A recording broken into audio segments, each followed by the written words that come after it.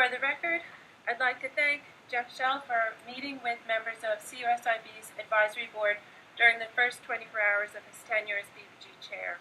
We shared many of our concerns with him, and we're glad that the lines of communication have remained open.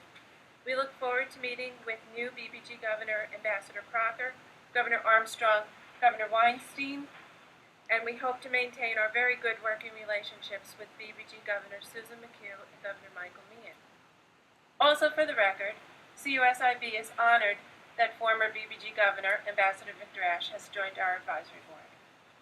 As CUSIB continues to push for greater transparency, I'd like to mention for the record that we recently filed 2 FOIL requests with the BBG. One is requesting all information about FOIL request is for copies of all emails sent from IBB Director where the email topic and/or content mention one of the former BBG governors. I hope that these FOIL requests will be answered soon and all the requested information will be provided. CUSIB remains opposed to reappearing plans to limit independence of surrogate broadcasters. Middle East Broadcasting Networks, Radio Free Asia, and Radio Free Europe, Radio Liberty. We are amazed by apparent efforts to confuse members of Congress by suggesting that these services that have their own specific congressional mandates somehow duplicate the role of VOA, when in fact they do not, if surrogates are allowed to do their job without interference from government bureaucracy in Washington.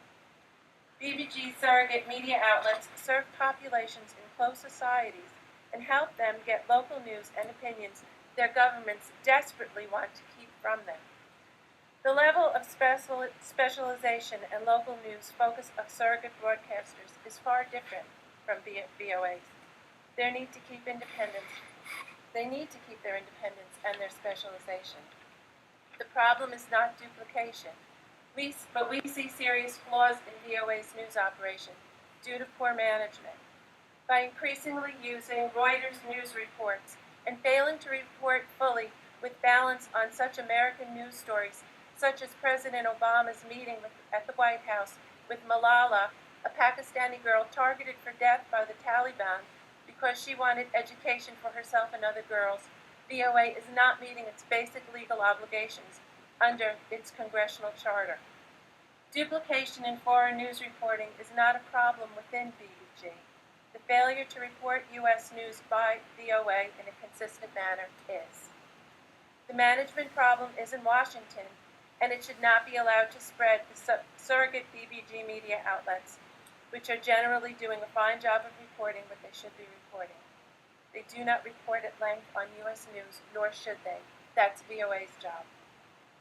An example of the broader management problem within IBB, I'd like to highlight one lawsuit against the BBG that has so far raked up $3 million plus in U.S. taxpayer expense and is expected to cost more than $5 million because IBB executives and their agency lawyers refuse to accept the inevitable, honor legal rulings and give justice to the wronged employees who are experiencing extreme personal hardships just to score a point. Talking about what is the cause of dismal employee morale for those who are still employed, the BBG needs to look at these management practices at the highest level and put a stop to them.